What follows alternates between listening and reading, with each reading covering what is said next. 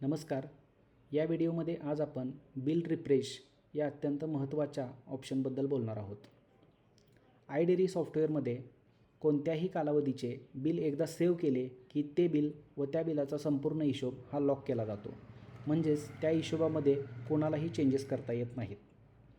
परंतु bill save केल्यानंतर जर तुमच्या असे लक्षात आले की एखाद्या सभासदाची एखादी ॲडव्हान्स किंवा खाद्य किंवा रतीबची एंट्री मारायची राहिली आहे, तर तुम्ही बिल रिफ्रेश या ऑप्शनचा वापर करून ती एंट्री त्या बिलामध्ये घेऊ शकता. उदाहरणार्थ येथे आपण पाहू शकता, येथे आपण 21 ते 30 या कालावधीचे बिल ओपन केलेले आहे. येथे गणेश पाटील या कस्टमरचा किंवा सभासदाचा 10,500 रुपये ॲडव्हान्स आपणाला दिसत आहे. परंतु हे बिल सेव्ह केले आहे. हे बिल सेव्ह केल्यानंतर जर तुमच्या असे लक्षात आले की ह्या कस्टमरची किंवा सभासदाची एक एंट्री मारायची शिल्लक राहिली आहे, तर ती एंट्री तुम्ही दैनंदिन व्यवहारमध्ये जाऊन एंट्री मारू शकता. जसे की इथे आपण गणेश पाटील यांची 1,000 रुपयाची एंट्री मारून घेतलेली आहे. पण ही 1,000 रुपयाची एंट्री जरी तुम्ही नंतर बिल ओपन करून बघितले तर ती बिल इथे वाढणार नाही, कारण हे बिल ऑलरेडी सेव्ह झालेले आहे. तर येथे आपण जी 1,000 रुपयाची एंट्री नवीन मारलेली आहे ती एंट्री या बिलावर घेण्यासाठी हे बिल तुम्हाला रिफ्रेश करावे लागेल. हे बिल रिफ्रेश करण्यासाठी तुम्हाला त्या सभासदाचा खाते नंबर वरती टाकावा लागेल. म्हणजे 1 ते 1 अशा पद्धतीने तुम्ही टाकून फक्त खाते नंबर 1चे बिल पहा या ऑप्शनवरती तुम्हाला क्लिक करायचे आहे.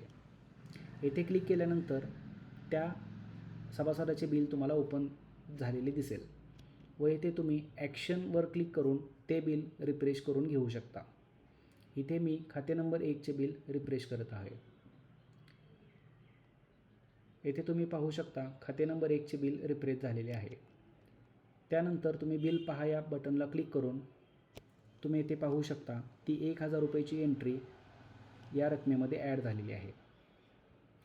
तसेच तुम्ही बिल सेव्ह झाल्यानंतर कोणतीही एंट्री म्हणजे खाद्याची एंट्रीसुद्धा बिल रिफ्रेशच्या सहाय्याने इन्क्लूड करू शकता. अजून एक उदाहरण पाहायचे झाल्यास, सागर थोरात या कस्टमरचे एकूण खाद्य 5,000 रुपये दाखवत आहे.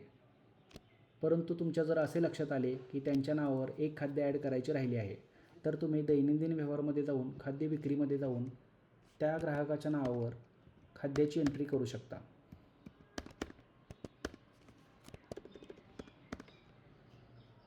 परंतु ही एंट्री सेव्ह करूनसुद्धा तुम्हाला ती बिलामध्ये दिसणार नाही, कारण हे बिल ऑलरेडी सेव्ह झालेले आहे. इथे तुम्ही पाहू शकता बिल रक्कम म्हणजेच खाद्य रक्कम 5,000च दाखवत आहे. तर यासाठी हे बिल रिफ्रेश करावे लागेल.